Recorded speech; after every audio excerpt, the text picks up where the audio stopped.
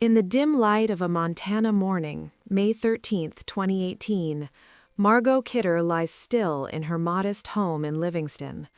The air is heavy, untouched by the sounds of life outside. No phone rings, no visitors knock. She's alone, as she has been for so many days.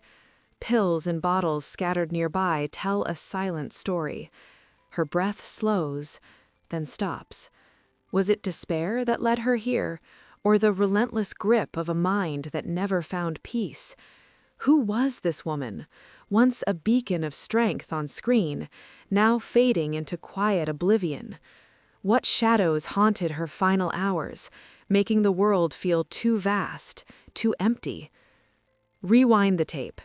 Go back to where it all began. It is you. I must have known that for the longest time. Yellowknife, Northwest Territories, 1948. A cold, remote mining town in Canada's far north. Margaret Ruth Kidder, is born into a family on the move.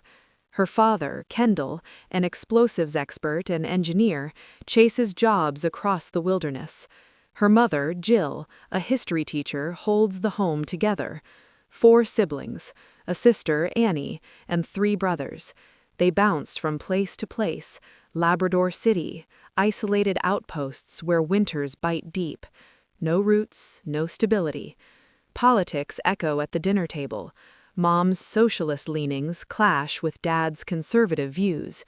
Young Margot absorbs it all, her mind already racing ahead.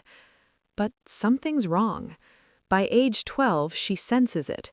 Mind flights, she calls them later, thoughts that soar too high, crash too hard. Others don't understand.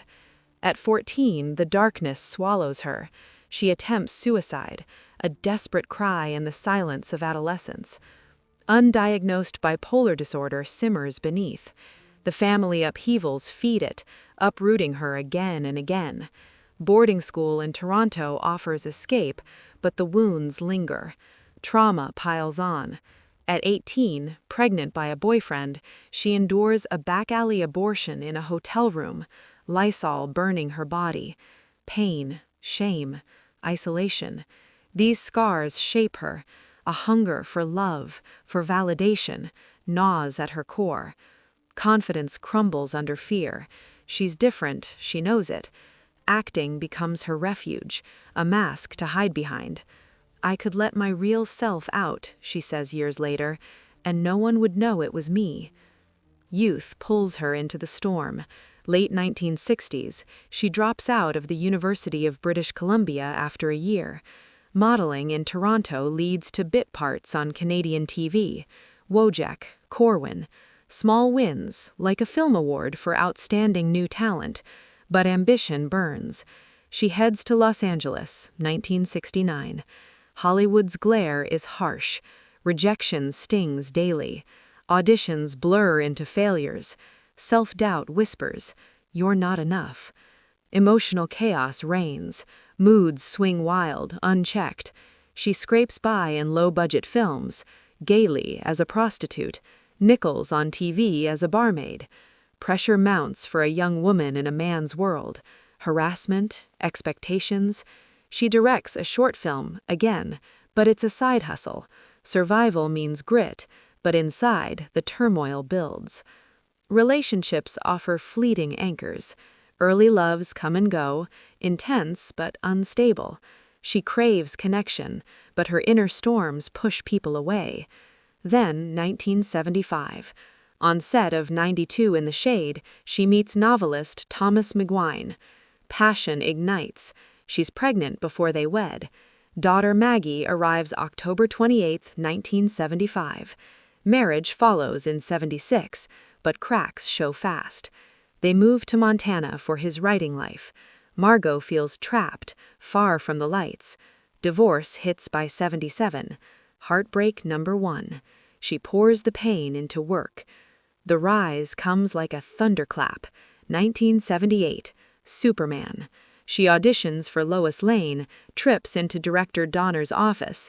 He laughs, "Perfect, this clumsy behavior." She's cast opposite Christopher Reeve. The film soars, grossing millions. Overnight, she's a star. Lois, feisty, fearless reporter. Margot embodies her, sharp wit, bold spirit. Saturn Award for Best Actress. Sequels follow. Superman 2, 3, 4. Fame wraps her in glamour. Red carpets, SNL hosting. Amityville Horror in '79, another hit.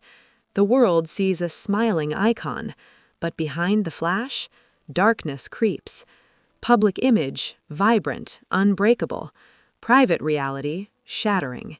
Bipolar, undiagnosed until 1988, but signs scream. Manic highs fuel spending sprees, sleepless nights. Depressions drag her under.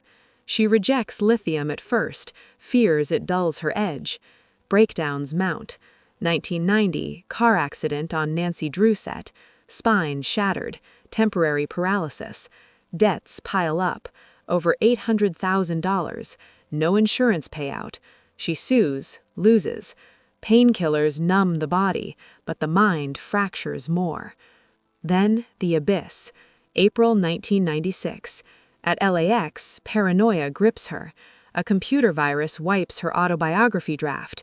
3 years gone. She vanishes. 4 days lost in Los Angeles. Found in a Glendale backyard, disheveled, teeth caps knocked out from an alleged assault. She claims rape, conspiracy. Hospitalized involuntarily. Media feasts. Tabloids mock her as crazy Lois Lane. Headlines sneer. No help, just ridicule. Fame's shield crumbles.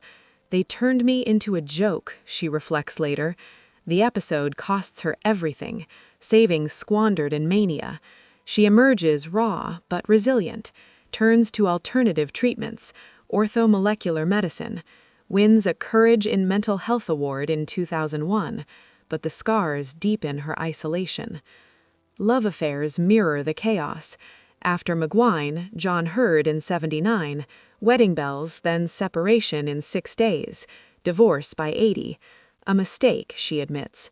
Philippe de Broca in '83, French director, impulsive union, ends in '84. Why do they fail? Mental illness sabotages stability. Mania brings intensity, but crashes breed distance. Rumors swirl. Affair with Pierre Trudeau, Canada's PM. Flings with Richard Pryor, others. She seeks validation in arms that can't hold her storms. Heartbreaks accumulate like unpaid bills. I was irresponsible, she says of her marriages. Loneliness echoes louder. Motherhood, a beacon amid the wreckage.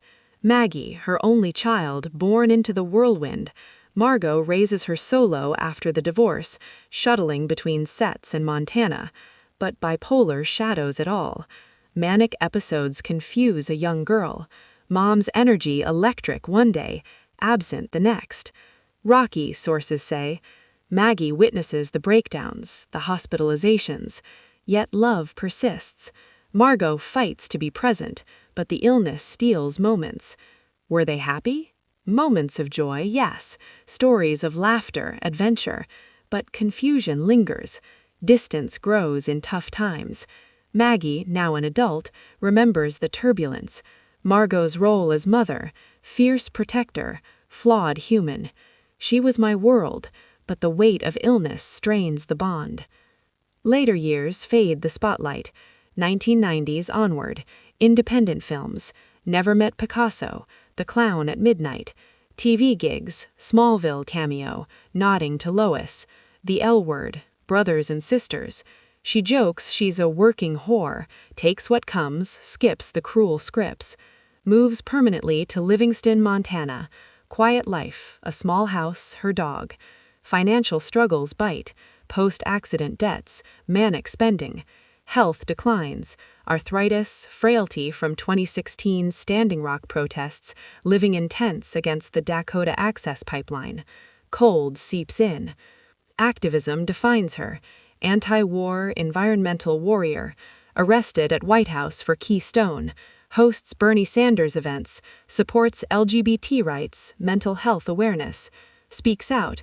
Bipolar isn't a curse, it's part of me. Wins hearts, not headlines. Hollywood forgets, but she finds purpose. Baghdad Betty, critics call her for Gulf War opposition. She wears it proud. Circle back to those final years. Livingston, 2010s. Age 60s. Body weakens. Protest hardships take toll. Friends notice the decline. Isolation deepens. Mental health battles rage on. Pills for pain, for mood. Loneliness wraps tight. No partner, siblings far. Maggie visits, but life's pull strains. May 2018, she's set for Comic-Con, but doesn't make it. Overdose, drugs, alcohol. Coroner rules suicide August 18th. Misunderstandings swirl. Was it intentional, or a tragic slip in despair? Respect her truth. A woman exhausted by the fight. No sensationalism, just empathy. She wished her ashes scattered in wild places. Free at last. Margot Kidder, not just Lois Lane, a fighter, a mother, a voice for the broken. Her story screams a truth society ignores. Mental illness isn't weakness, it's a battle unseen. We mocked her lows, celebrated her highs. Fame failed her, media twisted her pain. How many more? Rethink it. See the human behind the star. Offer kindness, not judgment. Empathy over headlines. Awareness. Talk about it. Support those struggling. If you know someone in shadows, reach out. Share your thoughts below. Comment your stories. Remember Margot, not as a tragic end, but a life of fire, love, and unyielding spirit. She needed care. We all do. Let's build a world that gives it.